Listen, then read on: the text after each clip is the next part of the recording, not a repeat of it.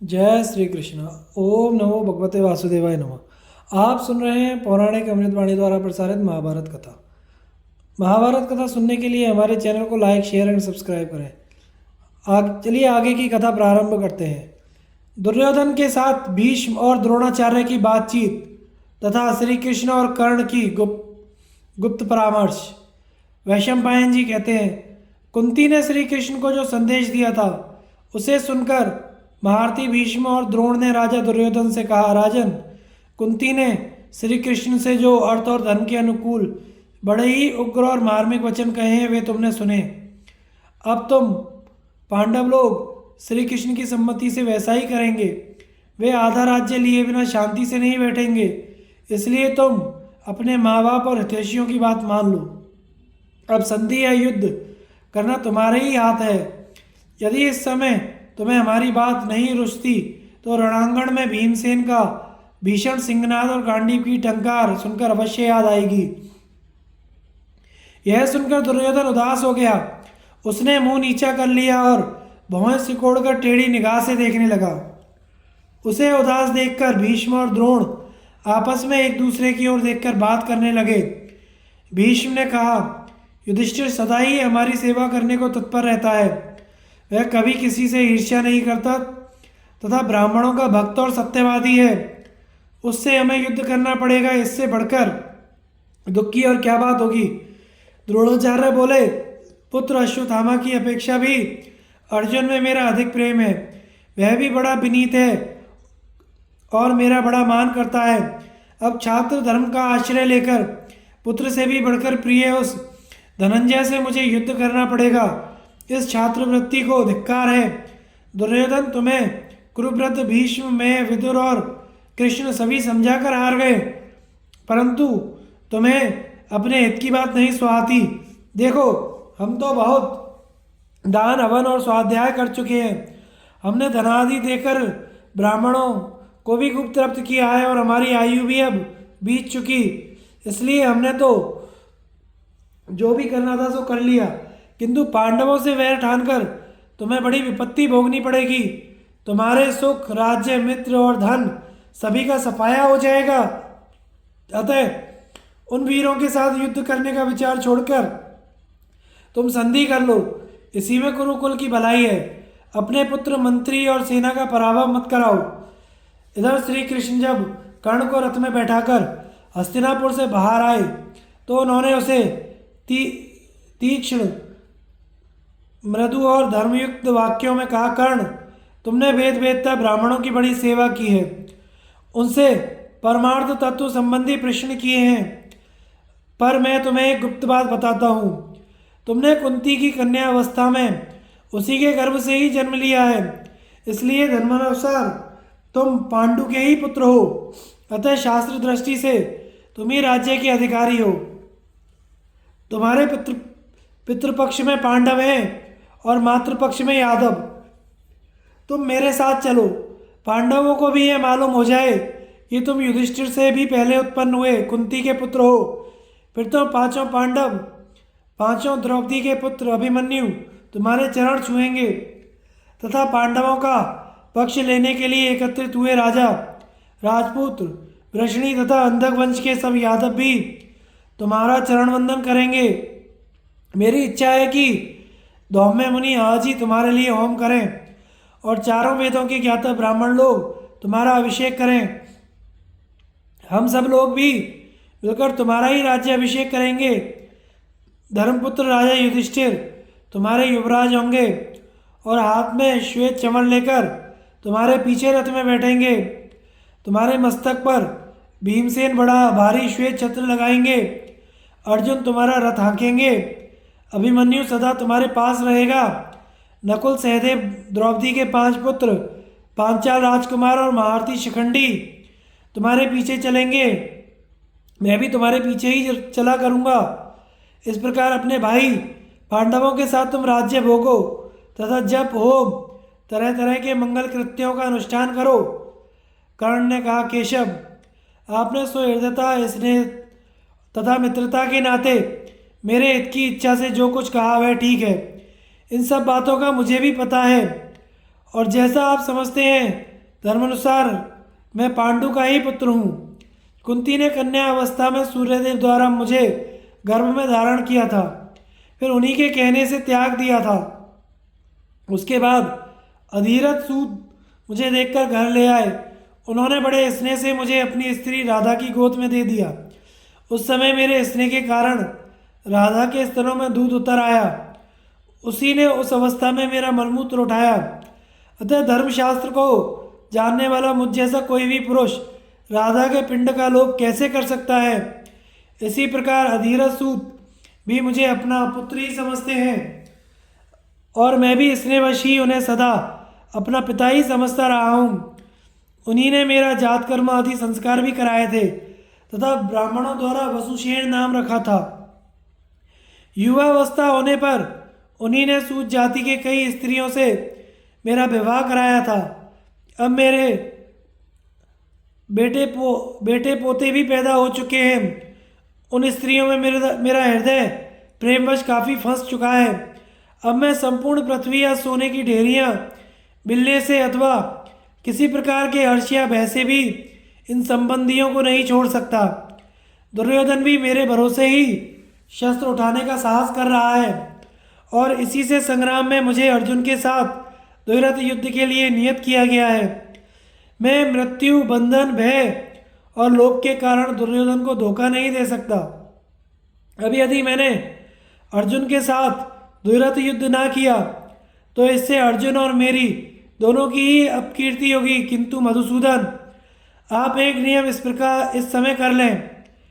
वह यह कि हमारी जो गुप्त बात हुई है वह यहीं तक रहे।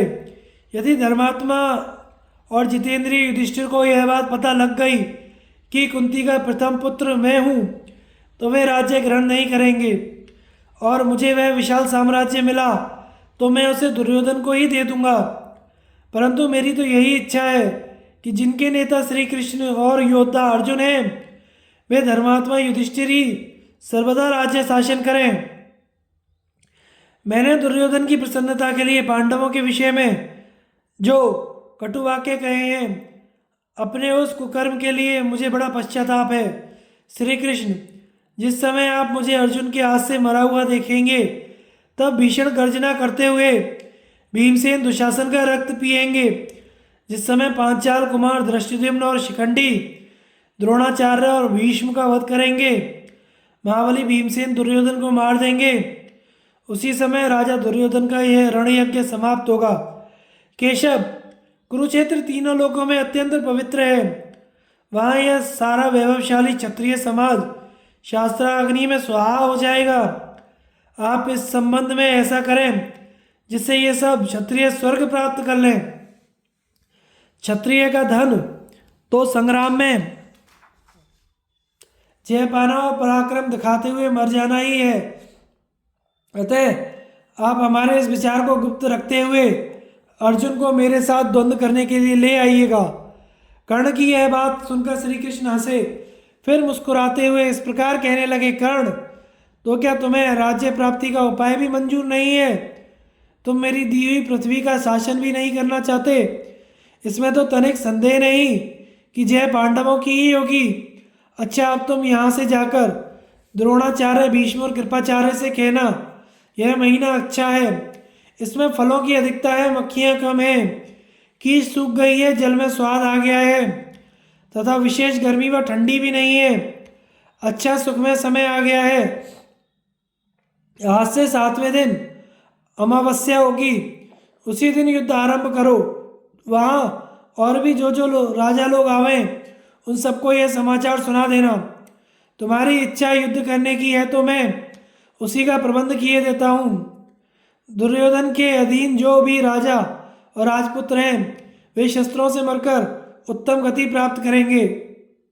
तब कर्ण ने श्री कृष्ण का सत्कार करते हुए कहा, महाबाहो, आप सब कुछ जानबूझकर भी मुझे क्यों मोह में डालना चाहते हैं? यह तो पृथ्वी के सर्वथा संहार का समय ही आ गया है। इसमें शकुनी, मैं, दुशासन, धृतराष्ट्र कुमार, दुर्योधन तो निमित्त मात्र हैं। दुर्योधन के अधीन जो राजा और राजपुत्र हैं वे सब शस्त्राग्नि में भस्म होकर यमराज के घर जाएंगे। इस समय बड़े भयानक स्वप्न और भयंकर शकुन और उत्पात भी दिखाई दे रहे हैं। इन्हें देखकर शरीर के रोंगटे खड़े हो जाते हैं। ये स्पष्ट ही दुर्योधन की हार और युधिष्ठिर की विजय सूचित करते हैं। पांडवों के हाथी घोड़े आदि वाहन प्रसन्न दिखाई देते हैं तथा मृग उनके दाएं होकर निकल जाते हैं। यह उनकी विजय का लक्षण है। कौरव बाईं ओर होकर कौरवों की बाईं ओर होकर मृग निकलते हैं। इससे उनकी पराजय सूचित होती है। श्री कृष्ण का कर्ण, निस्संदेह अब यह पृथ्वी विनाश के समीप पहुंच चुकी है। इसी से तो मेरी बात तुम्हारे हृदय को स्पर्श नहीं करती। जब विनाशकाल समीप आता है तो अन्याय भी न्याय सा दिखने लगता है। कर्ण ने कहा, श्री कृष्ण, अब तो यदि इस महायुद्ध से बच गए तभी आपके दर्शन होंगे, नहीं तो स्वर्ग में हमारा आपसे समागम होगा। अच्छा, अब तो फिर युद्ध में ही मिलना होगा। ऐसा कहकर कर्ण ने श्री कृष्ण का गाढ़ आलिंगन किया। फिर श्री कृष्ण से विदा होकर उनके रथ से उतरकर अपने स्वर्ण जटित रथ पर सवार हुआ और हस्तिनापुर लौट आया तथा सात्यकी के सहित श्री कृष्ण सारथी से बार बार चलो चलो ऐसा कहते हुए बड़ी तेजी से पांडवों के पास चल दिए। कुंती का कर्ण के पास जाना, कर्ण का उसके 4 पुत्रों को ना मारने का वचन देना। वैशंपायन जी कहते हैं, जब श्री कृष्ण पांडवों के पास चले गए तो विदुर जी ने कुंती के पास जाकर कुछ खिन्न होकर कहा, देवी, तुम जानती हो मेरा मन तो सर्वदा युद्ध के विरुद्ध ही रहता है। मैं चिल्ला चिल्ला कर थक गया, किंतु दुर्योधन मेरी बात को सुनता ही नहीं। अब श्री कृष्ण संधि के प्रयत्न में असफल होकर गए हैं। वे पांडवों को युद्ध के लिए तैयार करेंगे। यह कौरवों की अनीति सब वीरों का नाश कर डालेगी। इस बात को सोचकर मुझे न दिन में नींद आती है और न ही रात में। विदुर जी की यह सब बात सुनकर कुंती दुख से व्याकुल हो गई और लंबी लंबी सांस लेकर मन ही मन विचारने लगी, इस धन को धिक्कार है। हाय, इसी के लिए बंधु बांधवों का भीषण संहार होगा। इस युद्ध में अपने सुहृदों का ही पराभव होने वाला है। यह सोचकर मेरे चित्त में बड़ा ही दुख है। पितामह भीष्म, द्रोणाचार्य, कर्ण, दुर्योधन के पक्ष में रहेंगे, इससे मेरा भय और भी बढ़ जाता है। आचार्य द्रोण तो अपने शिष्यों के साथ कदाचित मन लगाकर युद्ध ना भी करें, पितामह भी पांडवों पर स्नेह ना करें, यह नहीं हो सकता। किंतु यह कर्ण बड़ी ही खोटी दृष्टि वाला है। यह मोहवश दुर्बुद्धि दुर्योधन का ही अनुवर्तन करके निरंतर पांडवों से द्वेष किया करता है। इसने बड़ा भारी अनर्थ करने का हठ पकड़ रखा है। अच्छा, आज मैं कर्ण के मन को पांडवों के प्रति अनुकूल करने का प्रयत्न करूं और उससे उसके जन्म का वृत्तांत सुना दूं। ऐसा सोचकर कुंती गंगा तट पर कर्ण के पास गई। वहां पहुंचकर कुंती ने अपने उस सत्यनिष्ठ पुत्र के वेद पाठ की ध्वनि सुनी। वह पूर्वाभिमुख होकर भुजाएं ऊपर उठाए मंत्र पाठ कर रहा था। तपस्विनी कुंती जब समाप्त होने की प्रतीक्षा में उसके पीछे खड़ी रही। जब सूर्य का ताप पीठ पर आने लगा तब तक जब करके कर्ण जो ही पीछे को फिरा, फिर उसे कुंती दिखाई दी। उसे देखते ही उसने हाथ जोड़कर प्रणाम किया और विनयपूर्वक कहा, मैं अधिरथ का पुत्र कर्ण आपको प्रणाम करता हूँ। मेरी माता का नाम राधा है। कहिए आप कैसे पधारी, मैं आपकी क्या सेवा करूं? कुंती ने कहा, कर्ण, तुम राधा के पुत्र नहीं हो, कुंती के लाल हो। अधिरथ भी तुम्हारे पिता नहीं है। तुमने सूत कुल में जन्म नहीं लिया। इस विषय में मैं जो कहती हूँ वह सुनो। जिस समय मैं राजा कुंती भोज के भवन में थी उस समय मैंने ही तुम्हें गर्भ में धारण किया था। तुम मेरी कन्या अवस्था में उत्पन्न हुए मेरे सबसे बड़े पुत्र हो। स्वयं सूर्य नारायण ने ही तुम्हें मेरे उदर से उत्पन्न किया है। जन्म के समय तुम कुंडल और कवच धारण किए थे तथा तुम्हारा शरीर बड़ा ही दिव्य और तेजस्वी था। बेटा, अपने भाइयों को ना पहचानने के कारण तुम जो मोहवश धृतराष्ट्र के पुत्रों के साथ रहते हो यह तुम्हारे योग्य नहीं है। मनुष्यों के धर्म का विचार करने पर यही निश्चय किया गया है कि जिससे माता पिता प्रसन्न रहे वही धर्म का फल है। पहले अर्जुन ने जो राज्य लक्ष्मी संचित की थी उसे पापी कौरवों ने लोभवश छीन लिया। अब तुम उसे उनसे छीन कर भोगो। तुम्हें पांडवों के साथ भ्रातृभाव से मिला देख ये पापी तुम्हें सिर झुकाने लगेंगे। जैसी कृष्ण और बलराम की जोड़ी है वैसी ही कर्ण और अर्जुन की जोड़ी बन जाए। इस प्रकार तुम दोनों मिल जाओगे तो तुम्हारे लिए संसार में कौन सी बात असाध्य रहेगी। तुम सब गुणों में संपन्न हो, अपने भाइयों में सबसे बड़े हो। तुम अपने को सूत पुत्र मत कहो, तुम कुंती के पराक्रमी पुत्र हो। इसी समय कर्ण को सूर्यमंडल से आती हुई एक आवाज सुनाई दी। वह पिता की वाणी के समान स्नेहपूर्ण थी। उसने सुना, कर्ण, कुंती ने सच कहा है, तुम माता की बात मान लो। यदि तुम वैसा करोगे तो तुम्हारा सब प्रकार हित होगा। किंतु कर्ण का धैर्य सच्चा था। माता कुंती और पिता सूर्य के स्वयं इस प्रकार कहने पर भी उसकी बुद्धि विचलित नहीं हुई। उसने कहा, क्षत्रिय, तुम्हारी इस आज्ञा को मानना तो अपने धर्मनाश के द्वार को ही खोल देना है। माँ, तुमने मुझे त्याग कर तो मेरे प्रति बड़ा ही अनुचित व्यवहार किया। इसने तो मेरे सारे यश और कीर्ति का नाश कर दिया। मैं क्षत्रिय जाति में जन्म तो लिया, किंतु तुम्हारे कारण मेरा क्षत्रियों का सा संस्कार नहीं हो पाया। इससे बढ़कर मेरा हित कोई शत्रु भी क्या करेगा। तुमने पहले तो माता के समान मेरे हित का प्रयत्न किया नहीं, अब केवल अपने हित साधन की इच्छा से मुझे समझा रही हो। पहले तो मैं पांडवों के भाई के रूप में प्रसिद्ध हूँ नहीं, युद्ध के समय यह बात खुली है। अब यदि मैं पांडवों के पक्ष में हो जाता हूँ तो क्षत्रिय लोग मुझे क्या कहेंगे। धृतराष्ट्र के पुत्रों ने ही मुझे सब प्रकार का ऐश्वर्य दिया है, अब मैं उनके उन उपकारों को व्यर्थ कैसे कर दूं। अब यह दुर्योधन के आश्रितों के मरने का समय आया है, इसलिए मुझे इस समय अपने प्राणों का लोभ ना करके अपना ऋण चुका देना चाहिए। जिन लोगों का पालन पोषण किया जाता है वे समय आने पर अपना काम करने से ही कृतार्थ होते हैं। केवल चंचल चित्त पापी लोग ही उपकार को भूलकर कर्तव्य छोड़ बैठते हैं।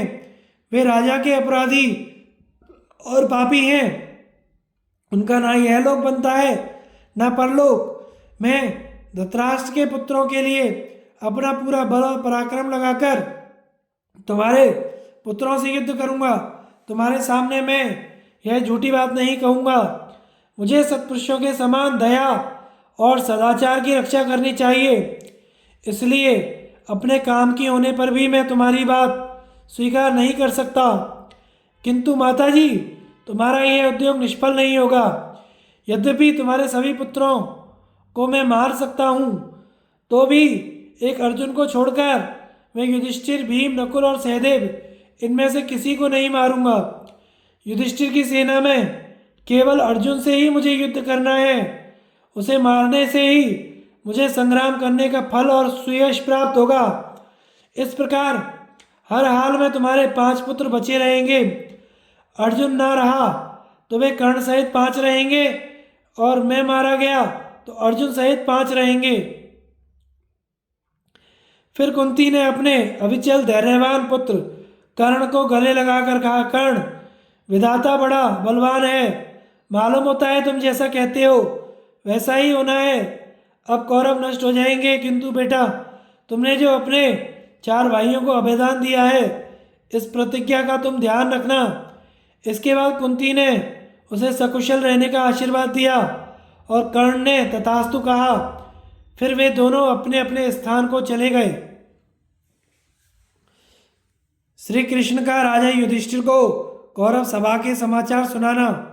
वैशंपायन जी कहते हैं, राजन, हस्तिनापुर से उपलव्य में आकर भगवान श्री कृष्ण ने कौरवों के साथ जो जो बातें हुई वे सब पांडवों को सुना दी। उन्होंने कहा, हस्तिनापुर जाकर मैंने कौरवों की सभा में दुर्योधन से बिल्कुल सच्ची हितकारी और दोनों पक्षों के कल्याण करने वाली बातें कहीं, किंतु उस दुष्ट ने कुछ नहीं माना। राजा युधिष्ठिर ने कहा, श्री कृष्ण, जब दुर्योधन ने अपना कुमार्ग नहीं छोड़ा तो कुरुवृद्ध पितामह भीष्म ने उससे क्या कहा, तथा आचार्य द्रोण, महाराज धृतराष्ट्र, माता गांधारी, धर्मज्ञ विदुर और सभा में बैठे हुए सब राजाओं ने उसे क्या सलाह दी, यह सब मुझे सुनाइए। श्री कृष्ण ने कहा, राजन, कौरवों की सभा में राजा दुर्योधन से जो बातें कही गई थी वे सुनिए। जब मैं अपना वक्तव्य समाप्त कर चुका तो दुर्योधन हंसा। इस पर भीष्म जी ने क्रोधित होकर कहा, दुर्योधन, इस कुल के कल्याण के लिए जो बात कहता हूं उस पर ध्यान दे। उसे सुनकर तू अपने कुटुंब का भला कर। भैया, तू कलह मत कर, आधा राज्य पांडवों को दे दे। भला मेरा जीवित रहते यहाँ कौन राज्य कर सकता है। तू मेरी बात को मत टाल। मैं तो सर्वदा तुम सबका हित चाहता हूँ बेटा। मेरी दृष्टि में पांडवों में और तुझ में कोई अंतर नहीं है। यही सलाह तेरे पिता और माता और विदुर की भी है। तुझे बड़े बूढ़ों की बात पर ध्यान देना चाहिए, मेरे कथन में संदेह नहीं करना चाहिए। ऐसा करने से तू अपने को और सारी पृथ्वी को नष्ट होने से बचा लेगा।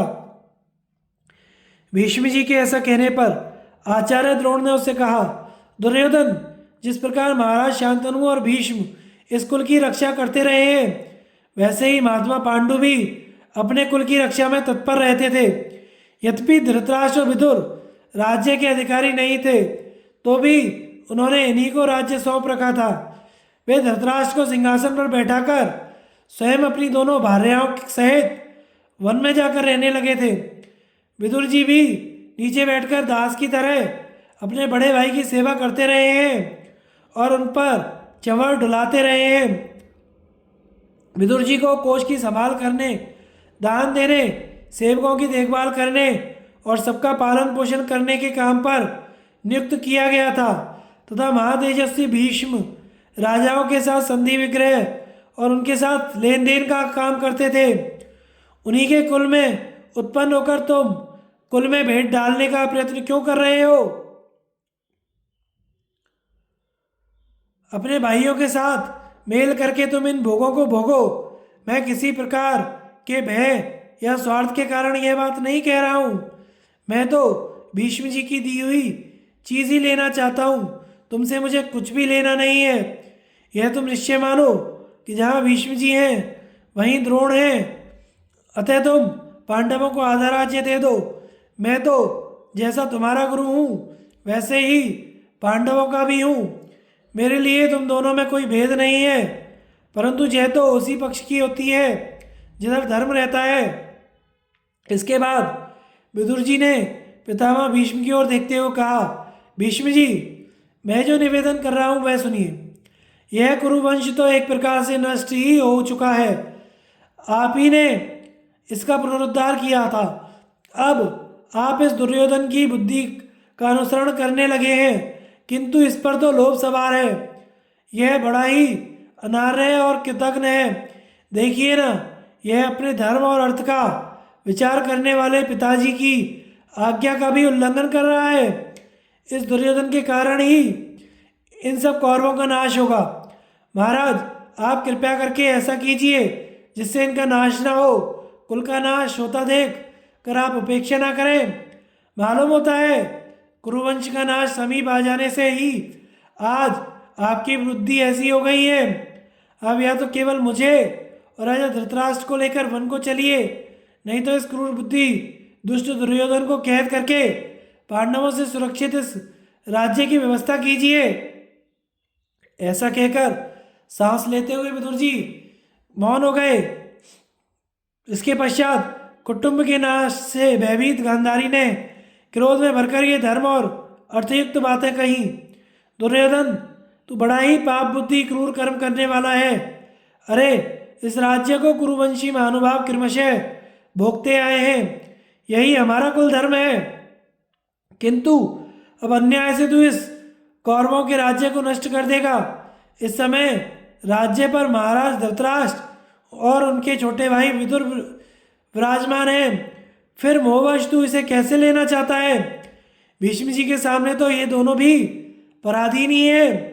महात्मा भीष्म धर्मज्ञ है, इसलिए अपनी प्रतिज्ञा का पालन करने के लिए राज्य स्वीकार नहीं करते।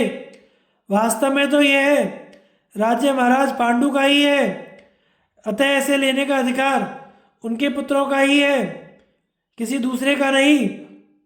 इसलिए कुरुश्रेष्ठ महात्मा भीष्म जी जो कुछ कहते हैं वह हमें बिना किसी आनाकानी के मान लेना चाहिए। अब महाराज धृतराष्ट्र और पितामह भीष्म की आज्ञा से धर्मपुत्र युधिष्ठिर ही इस कुरुवंश के पैतृक राज्य का पालन करें। गांधारी के इस प्रकार कहने पर फिर महाराज धृतराष्ट्र ने कहा, बेटा, यदि तुम्हारी दृष्टि में पिता का कुछ गौरव है तो मैं तुमसे जो बात कहता हूँ उस पर ध्यान दो, उसी के अनुसार आचरण करो। पहले कुरुवंश की वृद्धि करने वाले नहुष के पुत्र ययाति नाम के राजा थे। उनके 5 पुत्र हुए, उनमें सबसे बड़े यदु थे और सबसे छोटे पुरु। पुरु राजा ययाति की आज्ञा मानने वाले थे। उन्होंने उनका एक विशेष कार्य भी किया था, इसलिए छोटा होने पर भी ययाति ने उन्हें ही राज सिंहासन पर बैठाया। इस प्रकार बड़ा पुत्र अहंकारी हो तो उसे राज्य नहीं मिलता, छोटा पुत्र गुरुजनों की सेवा करने से राज्य प्राप्त कर लेता है।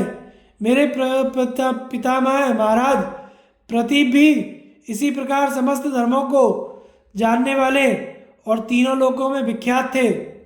उनके देवताओं के समान यशस्वी 3 पुत्र हुए। उनमें बड़े देवापी थे, उनके छोटे बालीग हैं। इनसे छोटे हमारे पितामह शांतनु थे। देवापी यद्यपि उदार धर्मज्ञ, सत्यनिष्ठ और प्रजा के प्रेम पात्र थे, तो भी चर्म रोग के कारण वे राज सिंहासन के योग्य नहीं माने गए। बालिक पैतृक राज्य को छोड़कर अपने मामा के यहाँ रहने लगे थे, इसीलिए पिता की मृत्यु होने पर बालिक की आज्ञा से जगत विख्यात शांतनु ही राज्य पर अभिषिक्त हुए। इसी प्रकार पांडु ने भी मुझे यह राज्य सौंप दिया था। मैं उनसे बड़ा था तो भी नेत्रहीन होने के कारण राज्य के अधिकार से वंचित रहा, और छोटे होने पर भी पांडु को राज्य मिला। अब पांडु के मरने पर तो यह राज्य उन्हीं के पुत्रों का है। मैं तो राज्य का भागी हूँ नहीं। तुम भी न राजपुत्र हो न राज्य के स्वामी हो, फिर दूसरे का अधिकार कैसे छीनना चाहते हो? महात्मा युधिष्ठिर राजपुत्र हैं, अतः न्यायतः यह राज्य उसी का है। युधिष्ठिर में राजाओं के योग्य क्षमा, तितिक्षा, दम, सरलता, सत्यनिष्ठा, शास्त्र ज्ञान, अप्रमाद, जीव दया, सदुपदेश करने की क्षमता, ये सभी गुण हैं। इसलिए तुम मोह छोड़कर आधा राज्य युधिष्ठिर को दे दो, आधा अपने भाइयों सहित जीविका के लिए रख लो। इस प्रकार भीष्म, द्रोण, विदुर, गांधारी और राजा धृतराष्ट्र के समझाने पर भी मंदमती दुर्योधन ने कुछ ध्यान नहीं दिया, बल्कि उनके कथन का तिरस्कार कर क्रोध से आंखें लाल किए वहां से चला गया। उसके पीछे ही जिन्हें मृत्यु ने घेर रखा है वे राजा लोग भी चले गए। उन राजाओं को दुर्योधन ने यह आज्ञा दी, आज पुष्य नक्षत्र है, इसलिए आज ही सब लोग कुरुक्षेत्र को कूच करो। तब वे भीष्म को सेनापति बनाकर बड़ी उमंग से कुरुक्षेत्र को चल दिए। अब आप जो भी कुछ उचित जान पड़े वह करें।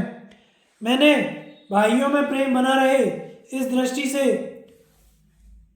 पहले तो साम का ही प्रयोग किया, किंतु जब वे साम नीति से नहीं माने तो भेद का भी प्रयोग किया। मैंने सब राजाओं को ललकारा, दुर्योधन का मुंह बंद कर दिया, शकुनी और कर्ण को भय दिखाया, फिर कुरुवंश में फूट ना पड़े इस विचार से साम के साथ दान की भी बातें कही। मैंने दुर्योधन को कहा, सारा राज्य तुम्हारा ही रहा, तुम केवल 5 गांव दे दो, क्योंकि तुम्हारे पिता को पांडवों का पालन भी अवश्य करना चाहिए। ऐसा कहने पर भी उस दुष्ट ने आपको भाग देना स्वीकार नहीं किया। अब उन पापियों के लिए मुझे दंड नीति का आश्रय लेना ही उचित जान पड़ता है, और किसी प्रकार वे समझने वाले नहीं हैं। वे सब विनाश का कारण बन चुके हैं। और मौत उनके सिर पर नाच रही है। पांडव सेना के सेनापति का चुनाव तथा उसका कुरुक्षेत्र में जाकर पड़ाव डालना। वैशंपायन जी कहते हैं, श्री कृष्ण का कथन सुनकर धर्मराज युधिष्ठिर उनके सामने ही अपने भाइयों से बोले, कौरवों की सभा में जो कुछ हुआ वह सब तो तुमने सुन लिया। श्री कृष्ण ने जो बात कही है वह भी समझ ही ली होगी। अतः अब मेरी इस सेना का विभाग करो। हमारी विजय के लिए यह 7 अक्षौहिणी सेना इकट्ठी हुई है। इसके ये 7 सेना अध्यक्ष हैं, द्रुपद, विराट, धृष्टद्युम्न, शिखंडी, सात्यकी, चेकितान और भीमसेन। ये सभी वीर प्राणांत युद्ध करने वाले हैं तथा लज्जाशील, नीतिमान और युद्ध कुशल हैं। किंतु सहदेव, यह तो बताओ कि इन 7 का भी नेता कौन हो जो रणभूमि में भीष्म रूप अग्नि का सामना कर सके। सहदेव ने कहा, मेरे विचार से तो महाराज विराट इस पद के योग्य हैं। फिर नकुल ने कहा, मैं तो आयु, शास्त्र ज्ञान, कुलीनता और धर्म की दृष्टि से महाराज द्रुपद को इस पद के योग्य समझता हूँ।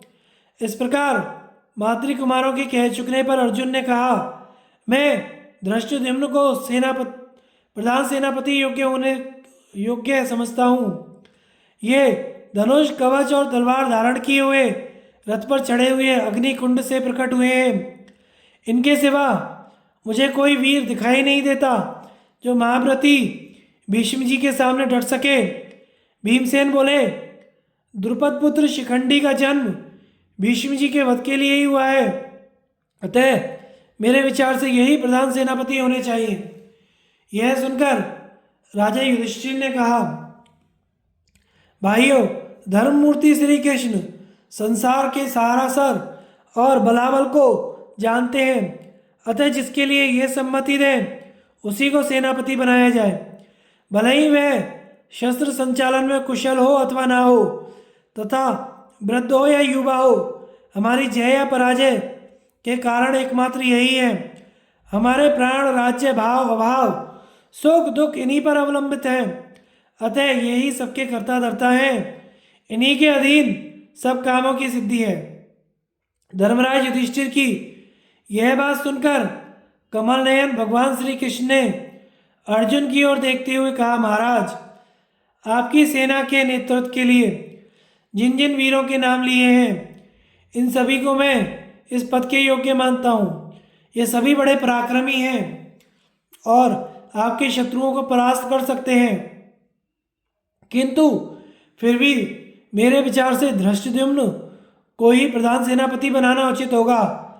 श्री कृष्ण के इस प्रकार कहने पर सभी पांडव बड़े प्रसन्न हुए।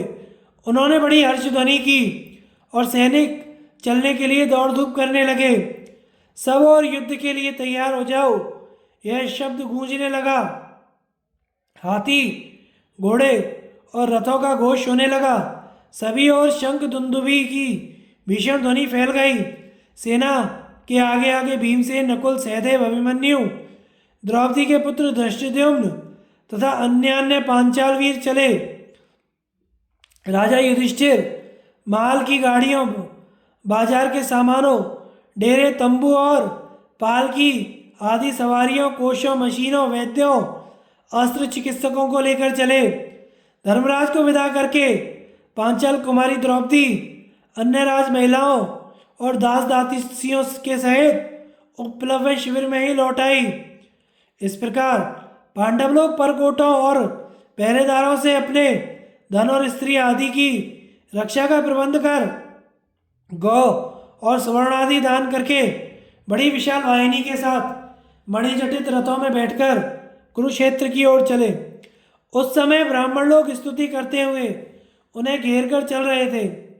केके देश के 5 राजकुमार धृष्टकेतु, काशीराज के पुत्र अभिभू, श्रेणीमान वसुदान और शिखंडी, ये सब वीर भी बड़े उत्साह से अस्त्र शस्त्र और कवच और आभूषण आदि से सुसज्जित होकर उनके साथ चले।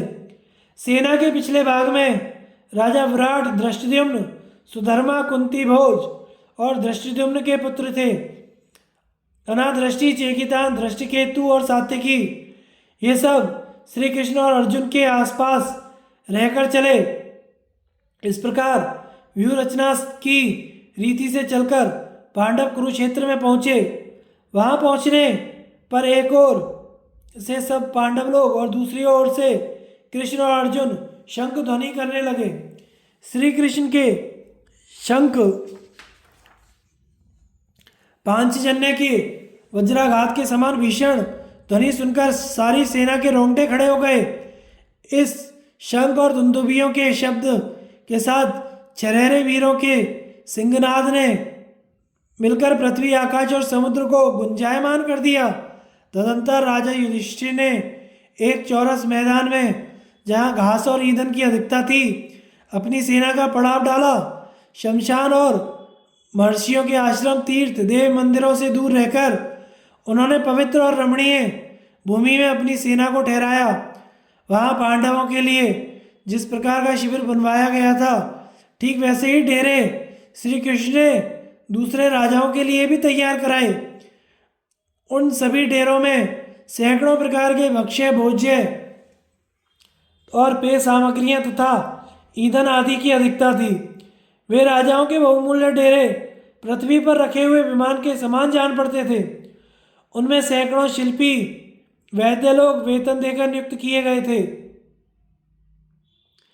महाराज युधिष्ठिर ने प्रत्येक शिविर में प्रत्यंचा, धनुष, कवच, शस्त्र, शहद, घी, लाख का चूरा, जल, घास फूस, अग्नि, बड़े बड़े यंत्र, बाण, तोमर, फरसे, ऋषि और तरकस, ये सभी चीजें प्रचुरता से रखवा दी। उनमें कांटेदार कवच धारण किए हजारों योद्धाओं के साथ युद्ध करने वाले अनेकों हाथी पर्वतों की तरह खड़े दिखाई देते थे। पांडवों को कुरुक्षेत्र में आया सुनकर उनसे मित्रता का भाव रखने वाले अनेकों राजा सेना और सवारियों के साथ उनके पास आने लगे। कौरव पक्ष का सैन्य संगठन तथा दुर्योधन का पितामह भीष्म को प्रधान सेनापति बनाना। जन्मजय ने कहा, मुनिवर, जब दुर्योधन को मालूम हुआ कि महाराज युधिष्ठिर युद्ध करने के लिए सेना सहित कुरुक्षेत्र में आ गए हैं, तो उसने क्या कहा, क्या किया? कुरुक्षेत्र में कौरव और पांडवों ने जो जो कर्म किए थे उन्हें मैं विस्तार से सुनना चाहता हूं। वैशंपायन जी बोले, जन्मजय, श्री कृष्ण के चले जाने पर राजा दुर्योधन ने कर्ण, दुशासन, शकुनी से कहा, कृष्ण अपने उद्देश्य में असफल होकर ही पांडवों के पास गए हैं, इसलिए वे क्रोध में भरकर निश्चय ही उन्हें युद्ध के लिए उत्तेजित करेंगे। वास्तव में श्री कृष्ण को पांडवों के साथ मेरा युद्ध होना ही अभिष्ट है, तथा भीम और अर्जुन तो उन्हीं की मत में रहने वाले हैं। युधिष्ठिर भी अधिकतर भीमसेन के वश में रहते हैं। इसके सिवा पहले मैंने उनका और उनके भाइयों का तिरस्कार भी किया है। विराट और द्रुपद से भी मेरा वैर है ही। वे दोनों सेना के संचालक और श्री कृष्ण के इशारे पर चलने वाले हैं।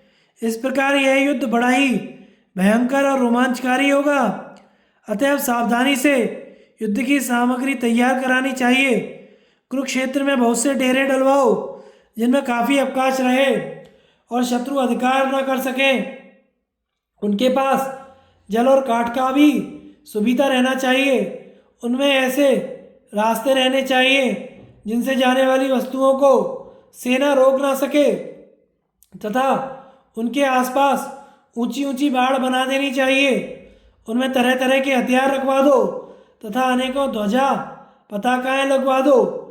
और अब देरी ना करके आज ही घोषणा करा दो कि कल सेना का कूच होगा। तब उन तीनों ने जो आज्ञा ऐसा कहकर बड़े उत्साह से दूसरे ही दिन समस्त राजाओं के ठहरने के लिए शिविर तैयार करा दिए। वह रात निकल जाने पर जब प्रातःकाल हुआ तो राजा दुर्योधन अपनी 11 अक्षौहिणी सेना का विभाग किया।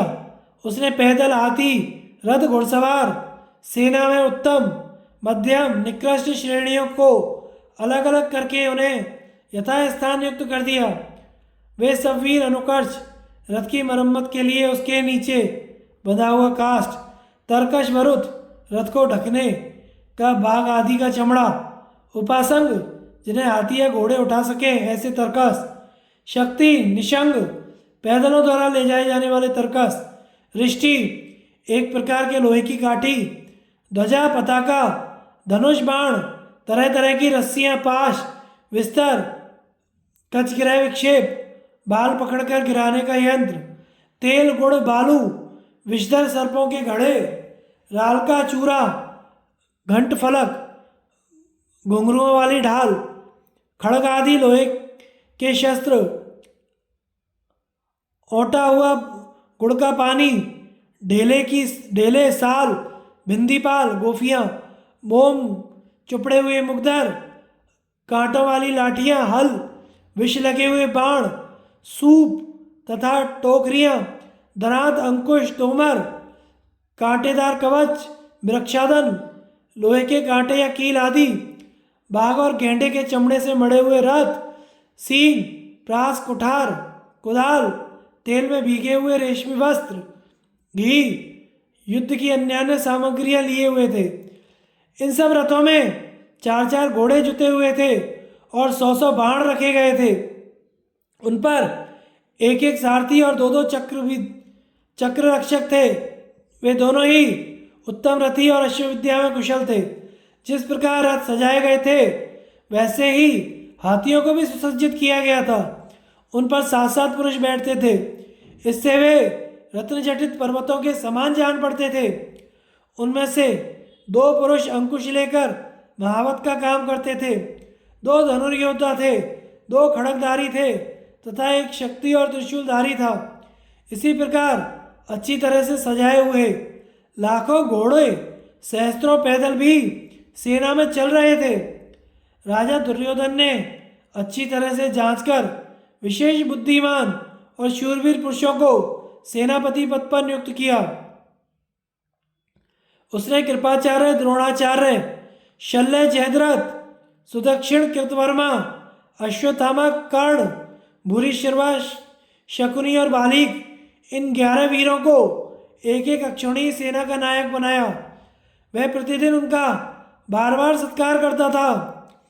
फिर इन सब राजाओं को साथ लेकर उसने हाथ जोड़कर पितामह भीष्म से कहा, दादाजी, कितनी बड़ी सेना हो, यदि उसका कोई अध्यक्ष नहीं होता तो वह युद्ध के मैदान में आकर चींटियों के समान तितर बितर हो जाती है। सुना जाता है कि एक बार है वीरों पर ब्राह्मणों ने चढ़ाई की थी।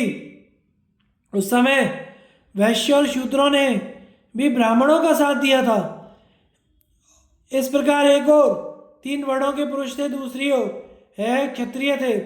जब युद्ध आरंभ हुआ तो तीनों वर्णों में फूट पड़ गई और उनकी सेना बहुत बड़ी होने पर भी क्षत्रियों ने उसे जीत लिया।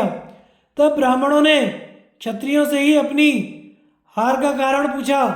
धर्मज्ञ क्षत्रियों ने उसका कारण बताते हुए कहा, हम युद्ध करते समय एक ही परम बुद्धिमान पुरुष की आज्ञा मानकर लड़ते थे और तुम सबके सब अलग अलग अपनी बुद्धि के अनुसार काम करते थे। तब ब्राह्मणों ने अपने में से एक युद्ध नीति में कुशल शूरवीरों को अपना सेनापति बनाया और क्षत्रियों को परास्त कर दिया। इसी प्रकार युद्ध संचालन में कुशल, हितकारी, निष्कपट शूरवीर को अपना सेनापति बनाते हैं। वे ही संग्राम में शत्रुओं को जीतते हैं। आप शुक्राचार्य के समान नीति कुशल और मेरे हितैषी हैं। काल भी आपका कुछ नहीं बिगाड़ सकता तथा धर्म में आपकी अविचल स्थिति है। अतः आप ही हमारे सेनाध्यक्ष बने। जिस प्रकार स्वामी कार्तिकेय देवताओं के आगे रहते हैं उसी प्रकार आप हमारे आगे चले। भीष्म ने कहा, महाबाहो, तुम जैसा कहते हो ठीक है। मेरे लिए जैसे तुम हो वैसे ही पांडव भी हैं। अतः मुझे पांडवों से उनके हित की बात कहनी चाहिए और तुम्हारे लिए जैसा कि मैं पहले ही प्रतिज्ञा कर चुका हूं कि युद्ध करना भी मुझे है ही। मैं अपनी शस्त्र शक्ति से एक क्षण में ही देवता और असुरों से युक्त इस संसार को मनुष्यहीन कर सकता हूँ, किंतु पांडु के पुत्रों को मैं नहीं मार सकता। तो भी मैं नित्य प्रति उनके पक्ष के 10,000 योद्धाओं का संहार कर दिया करूँगा। तुम्हारे सेनापतित्व में को मैं एक शर्त के साथ स्वीकार कर सकता हूँ। इस युद्ध में या तो पहले कर्ण लड़ ले या मैं लड़ लूँ, क्योंकि संग्राम में यह सूत पुत्र सदा ही मुझसे बड़ी लाग डांट रखता है। कर्ण ने कहा, राजन, गंगापुत्र भीष्म के जीवित रहते मैं युद्ध नहीं करूँगा। इनके मरने पर ही अर्जुन से मेरा युद्ध होगा।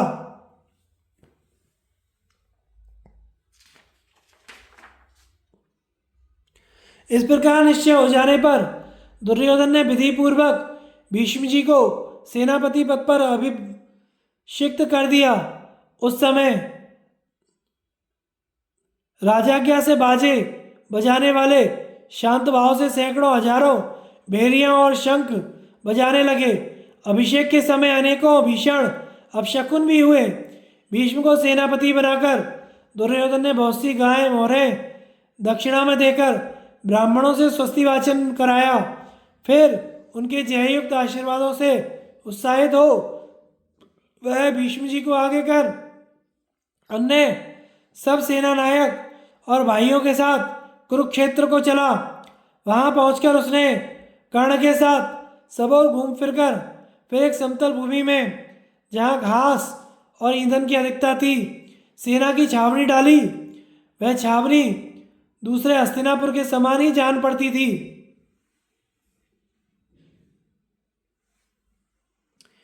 श्री बलराम जी का पांडवों से मिलकर तीर्थ यात्रा के लिए जाना। राजा जन्मेजय ने पूछा, वैशंपायन जी, गंगानंदन भीष्म को सेनापति पद पर अभिषिक्त हुआ सुनकर महाबाहु युधिष्ठिर ने क्या कहा तथा भीष्म, अर्जुन और श्री कृष्ण ने उसका क्या उत्तर दिया? वैशंपायन जी कहने लगे, आपद्दौर्म में कुशल महाराज युधिष्ठिर ने सब भाइयों को तथा श्री कृष्ण को बुलाकर कहा, तुम लोग खूब सावधान रहो। सबसे पहले तुम्हारा युद्ध पितामह भीष्म के साथ ही होगा। श्री कृष्ण ने कहा, राजन, ऐसा समय आने पर आपको जैसी बात कहनी चाहिए वैसी ही आप कह रहे हैं। मुझे आपका कथन प्रिय जान पड़ता है। अवश्य ही अब आप अपनी सेना के नायक नियुक्त कीजिए। तब महाराज युधिष्ठिर ने द्रुपद, विराट, सात्यकी, धृष्टद्युम्न, धृष्टकेतु, शिखंडी, मगधराज सहदेव को बुलाकर उन्हें विधि पूर्वक सेना नायक के पदों पर अभिषिक्त किया और इनका अध्यक्ष धृष्टद्युम्न को बनाया। सेना अध्यक्ष के भी अध्यक्ष अर्जुन बनाए गए और अर्जुन के भी नेता भगवान श्री कृष्ण थे। इसी समय इस घोर संहारकारी युद्ध को समीप आया जानकर भगवान बलराम जी अक्रूर, गद, सांब, उद्धव, प्रद्युम्न, चारुदेशन आदि मुख्य यदुवंशियों को साथ लिए पांडवों के शिविर में पधारे। उन्हें देखकर धर्मराज युधिष्ठिर, श्री कृष्ण, अर्जुन, भीमसेन और उस स्थान पर जो दूसरे राजा थे वे सब खड़े हो गए। उन सब ने समागत बलभद्र जी का सत्कार किया तथा राजा युधिष्ठिर ने उनसे प्रेम पूर्वक हाथ मिलाया। श्री कृष्ण आदि ने उन्हें प्रणाम किया और बूढ़े राजा विराट एवं द्रुपद को उन्होंने प्रणाम किया। वे राजा युधिष्ठिर के साथ सिंहासन पर विराजमान हुए। उनके बैठने पर जब और सब लोग भी बैठ गए तो उन्होंने श्री कृष्ण की ओर देखकर कहा, अब यह महाभयंकर नरसंहार होगा ही। इस दैवीय लीला को मैं अनिवार्य ही समझता हूँ, इसे हटाया नहीं जा सकता। मेरी इच्छा है कि अपने सुहृदय आप सब लोगों को इस युद्ध की समाप्ति पर मैं निरोग देखूं। इसमें संदेह नहीं कि यहाँ जो राजा एकत्रित हुए हैं उनका तो काल ही आ गया है। कृष्ण से तो मैंने बार बार कहा था, भैया अपने संबंधियों के प्रति एक सा बर्ताव करो, क्योंकि हमारे लिए जैसे पांडव है वैसे ही राजा दुर्योधन है। किंतु ये तो अर्जुन को देखकर सब प्रकार से उसी पर मुग्ध हैं। राजन, मेरा निश्चित विचार है कि जीत पांडवों की ही होगी और ऐसा ही संकल्प श्री कृष्ण का भी है। मैं तो श्री कृष्ण के बिना इस लोक पर दृष्टि भी नहीं डाल सकता, अतः ये कुछ भी करना चाहते हैं उसी का अनुवर्तन किया करता हूँ। भीम और दुर्योधन ये दोनों मेरे वीर शिष्य हैं और गदा युद्ध में कुशल हैं, अतः इन पर मेरा समान श्रेय है। इसलिए मैं तो अब सरस्वती तट के तीर्थों का सेवन करने के लिए जाऊंगा, क्योंकि नष्ट होते हुए कुरुवंशियों को मैं उदासीन दृष्टि से नहीं देख सकूंगा। ऐसा कहकर महाबाहु बलराम जी पांडवों से विदा होकर तीर्थ यात्रा के लिए चले गए। रुक्मी का सहायता के लिए आना, किंतु पांडव और कौरव दोनों ही का उसकी सहायता स्वीकार ना करना।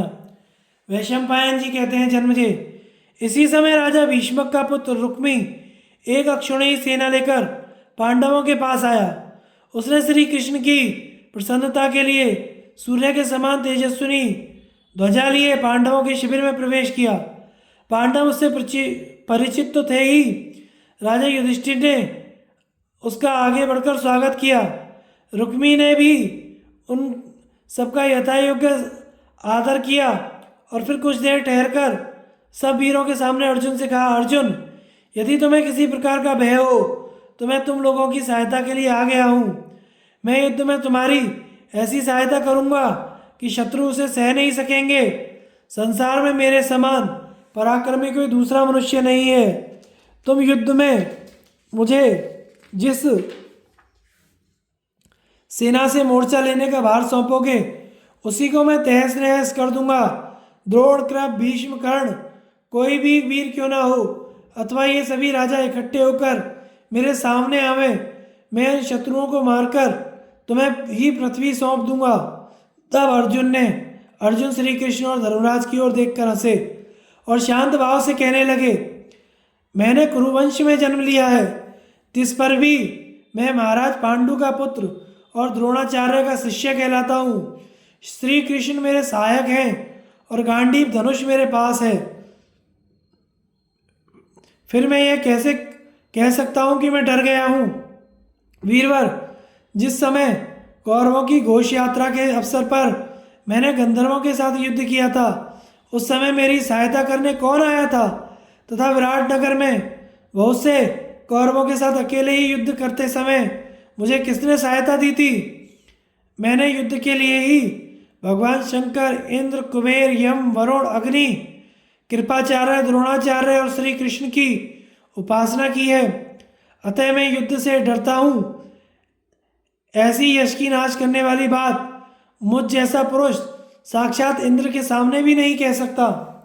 इसलिए महाभाव, मुझे किसी प्रकार का भय नहीं है और ना किसी प्रकार की सहायता की आवश्यकता है।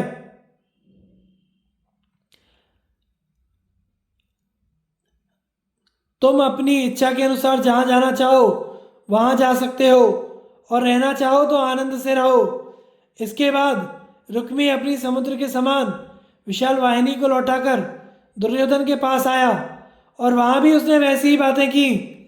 दुर्योधन को भी अपने वीरत्व पर अभिमान था, इसलिए उसने भी उससे सहायता लेना स्वीकार नहीं किया। इस प्रकार बलराम और रुक्मी ये दोनों वीर उस युद्ध से निकलकर चले गए। जब दोनों सेनाओं का संगठन हो गया तो उनकी व्यूह रचना का भी निश्चय हो गया। तो राजा धृतराष्ट्र ने संजय से पूछा, संजय, अब तुम मुझे यह बताओ कि कौरव और पांडवों की सेना का पड़ाव पड़ जाने पर वहां क्या हुआ? मैं तो समझता हूँ होनहार ही बलवान है, पुरुषार्थ से कुछ नहीं होता।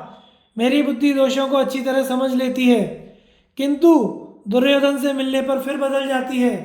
अतः जो कुछ होना है वह होकर ही रहेगा। दुर्योधन का पांडवों से कहने के लिए उलूक को अपना कटु संदेश सुनाना। संजय ने कहा, महाराज, महात्मा पांडवों ने तो हिरण्यवती नदी के तीर पर पड़ाव किया और कौरवों ने एक दूसरे स्थान पर शास्त्रोक्त विधि से अपनी छावनी डाली।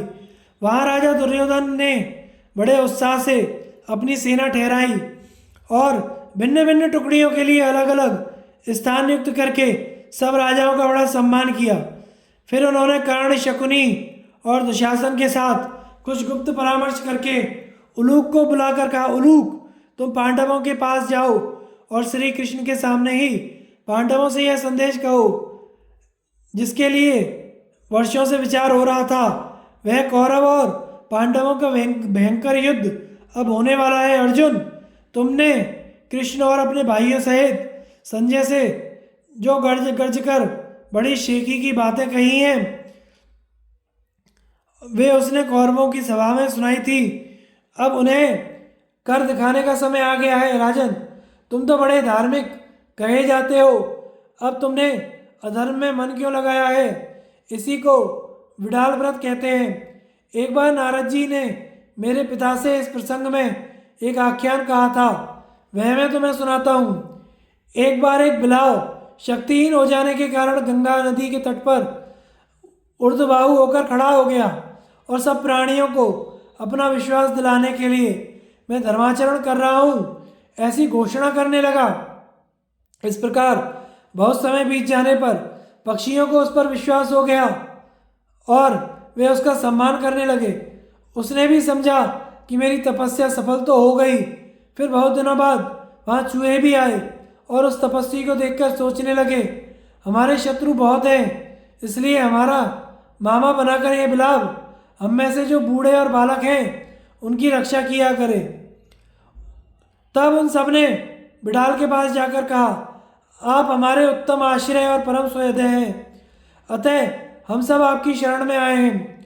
आप सर्वदा धर्म में तत्पर रहते हैं, अतः वज्रधर इंद्र जैसे देवताओं की रक्षा करते हैं, उसी प्रकार आप हमारी रक्षा करें। चूहों के इस प्रकार कहने पर उन्हें भक्षण करने वाले बिडाल ने कहा, मैं तब भी करूं और तुम सबकी रक्षा भी करूं, ये दोनों काम होने का तो मुझे कोई ढंग दिखाई नहीं देता। फिर भी तुम्हारा हित करने के लिए मुझे तुम्हारी बात अवश्य ही माननी चाहिए। तुम्हें भी नित्य प्रति मेरा एक काम करना होगा। मैं कठोर नियमों का पालन करते करते बहुत थक गया हूँ। मुझे अपने में चलने फिरने की तनिक भी शक्ति दिखाई नहीं देती, अतः आज से तुम नित्य प्रति नदी के तीर तक पहुँचा दिया करो। चूहों ने बहुत अच्छा यह कहकर उसकी बात स्वीकार कर ली और सब बूढ़े बालक उसी को सौंप दिए गए। फिर वह पापी बिलाव उन चूहों को खाकर मोटा हो गया। इधर चूहों की संख्या दिनों दिन कम होने लगी। तब उन सब ने आपस में मिलकर कहा, क्यों जी, मामा तो रोज रोज फूलता जा रहा है और हम बहुत घट गए हैं, इसका क्या कारण है?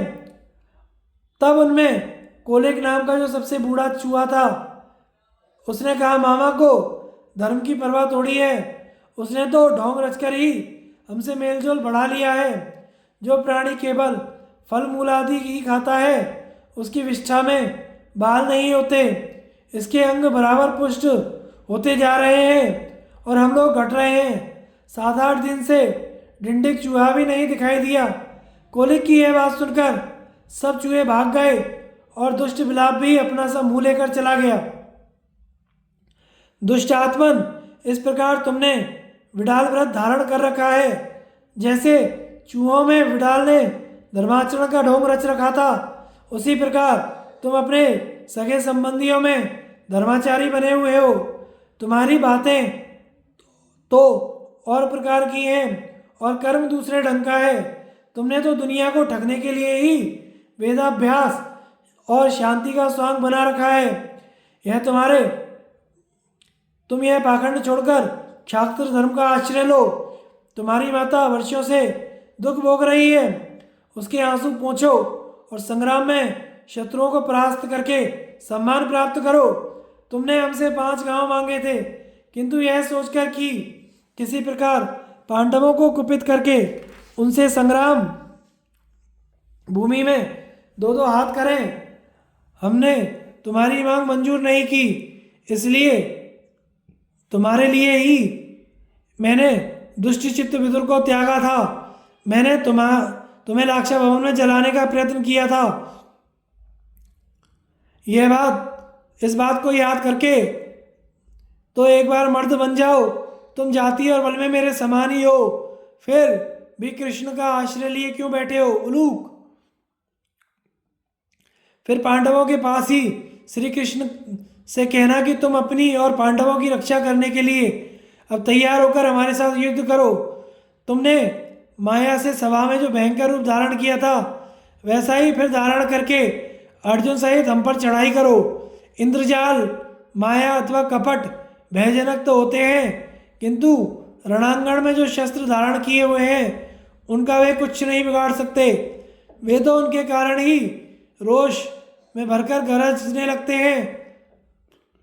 हम भी यदि चाहें तो आकाश में चढ़ सकते हैं, रसातल में घुस सकते हैं और इंद्रलोक में जा सकते हैं, किंतु इससे ना तो अपना स्वार्थ सिद्ध हो सकता है और ना ही प्रतिपक्षी को डराया जा सकता है।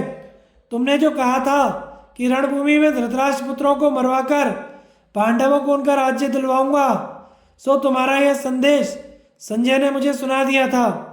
अब तुम सत्य प्रतिज्ञ होकर पांडवों के लिए पराक्रम पूर्वक कमर कस के युद्ध करो। हम भी तुम्हारा पौरुष देखें। संसार में अकस्मात ही तुम्हारा बड़ा यश फैल गया है, किंतु आज मुझे मालूम हुआ कि जिन लोगों ने तुम्हें सिर पर चढ़ा रखा है वे वास्तव में पुरुष चिन्ह धारण करने वाले हिजड़े ही हैं। तुम कंस के एक सेवक ही तो हो। मेरे जैसे राजा महाराजाओं को तो तुम्हारे साथ युद्ध करने के लिए संग्राम भूमि में आना भी उचित नहीं है। तुम बिना मूछों के मर्द, बहुभोजी, अज्ञान की मूर्ति, मूर्ख भीमसेन से तुम बार बार कहना कि तुम कौरवों की सभा में जो प्रतिज्ञा कर चुके हो उसे मिथ्या मत कर देना। यदि शक्ति रखते हो सो दुशासन का खून पीना। और तुमने जो कहा था कि मैं रणभूमि में एक साथ सब धृतराष्ट्र पुत्रों को मार डालूंगा, सो उसका समय भी अब आ ही गया है। फिर तुम मेरी ओर से नकुल से कहना कि अब डटकर युद्ध करो। हम तो तुम्हारा पुरुषार्थ देखें। अब तुम युधिष्ठिर के अनुराग, मेरे प्रति द्वेष, द्रौपदी के क्लेश को अच्छी तरह याद कर लो। इसी तरह सब राजाओं के बीच में सहदेव से भी कहना, तुम्हें जो दुख सहने पड़े हैं उन्हें याद करके अब सावधानी से युद्ध करो। विराट और द्रुपद से मेरी ओर से कहना, तुम सब इकट्ठे होकर मुझे मारने के लिए आओ और अपने तथा पांडवों के लिए मेरे साथ संग्राम करो। धृष्टद्युम्न से कहना कि जब तुम द्रोणाचार्य के सामने आओगे तब तुम्हें मालूम होगा कि तुम्हारा हित किस बात में है। अब तुम लोग सुहृदों सहित मैदान में आ जाओ। फिर शिखंडी से कहना कि महाबाहु भीष्म तुम्हें स्त्री समझकर नहीं मारेंगे, इसलिए तुम निर्भय होकर युद्ध करना। इसके बाद राजा दुर्योधन खूब हंसा और उलूक से कहने लगा, तुम कृष्ण के सामने ही अर्जुन से एक बार फिर कहना, तुम या तो हमें परास्त करके पृथ्वी का शासन करो, नहीं तो हमारे हाथ से हारकर तुम्हें पृथ्वी पर शयन करना होगा। जिस काम के लिए क्षत्राणी पुत्र प्रसव करती है उसका समय आ गया है। अब तुम संग्राम भूमि में बल, वीर्य, शौर्य, अस्त्र लाघव और पुरुषार्थ दिखाकर अपने क्रोध को ठंडा कर लो। हमने तुम्हें जुए में हराया था, तुम्हारे सामने ही हम द्रौपदी को सभा में घसीट लाए थे। फिर हम ही ने 12 वर्ष के लिए तुम्हें घर से निकालकर वन में रखा और 1 वर्ष तक विराट के घर में रहकर उनकी गुलामी करने के लिए मजबूर किया। इन देश निकाले वनवास और द्रौपदी के कलेशों को याद करके जरा मर्द बन जाओ और कृष्ण को साथ लेकर युद्ध के मैदान में आ जाओ। तुम बहुत बढ़ चढ़कर बातें बनाया करते हो, सो ये व्यर्थ बकवास छोड़कर जरा पुरुषार्थ दिखाओ। भला तुम पितामह भीष्म, दुर्धर्ष कर्ण, महाबली शल्य, आचार्य द्रोण को युद्ध में परास्त किए बिना कैसे राज्य पाना चाहते हो? पृथ्वी पर पैर रखने वाला ऐसा कौन जीव है जिसे मारने का भीष्म और द्रोण संकल्प करें, जिसे इनके दारुण शस्त्रों का स्पर्श भी हो जाए और फिर वह जीता रहे? यह मैं जानता हूं कि श्री कृष्ण तुम्हारे सहायक हैं और तुम्हारे पास गांडीव धनुष भी है तथा तुम्हारे समान कोई योद्धा नहीं है, यह बात भी मुझसे छिपी नहीं है। किंतु लो, यह सब जानकर भी मैं तुम्हारा राज्य छीन रहा हूँ। पिछले 13 वर्ष तक तुमने तो विलाप किया और मैंने राज्य भोगा है। अब आगे भी बंधु बांधवों सहित तुम्हें मारकर मैं राज्य शासन करूँगा। अर्जुन, जिस समय दासत्व के दांव पर मैंने तुम्हें जुए में जीता था, उस समय तुम्हारा गांडीव कहाँ था और भीमसेन का बल कहाँ चला गया था? उस समय तो अनंतिता कृष्णा की कृपा के बिना गदाधारी भीमसेन और गांडीधारी अर्जुन भी उस दासत्व से मुक्त नहीं हो सके थे। देखो, यह भी मेरा पुरुषार्थ था कि विराटनगर में भीमसेन को रसोई पकाते पकाते चैन नहीं था और तुम्हें सिर पर वेणी लटकाकर हिजड़े का रूप बनाकर राजकन्याओं को नचाना पड़ता था। मैं तुम्हारे या कृष्ण के भय से राज्य नहीं दूंगा। अब तुम और कृष्ण दोनों मिलकर युद्ध करो। जिस समय मेरे अमोघ बाण छूटेंगे, उस समय हजारों कृष्ण और सैकड़ों अर्जुन दसों दिशाओं में भागते फिरेंगे। फिर तुम्हारे सगे संबंधी युद्ध में मारे जाएंगे। उस समय तुम्हें बड़ा संताप होगा। और जिस प्रकार पुण्यहीन पुरुष स्वर्ग प्राप्ति की आशा छोड़ बैठता है, उसी प्रकार तुम्हारी पृथ्वी का राज्य पाने की आशा टूट जाएगी। इसलिए तुम शांत हो जाओ। आगे की कथा हम अगले भाग में प्रसारित करेंगे। हमारे चैनल को लाइक, शेयर और सब्सक्राइब करें। धन्यवाद।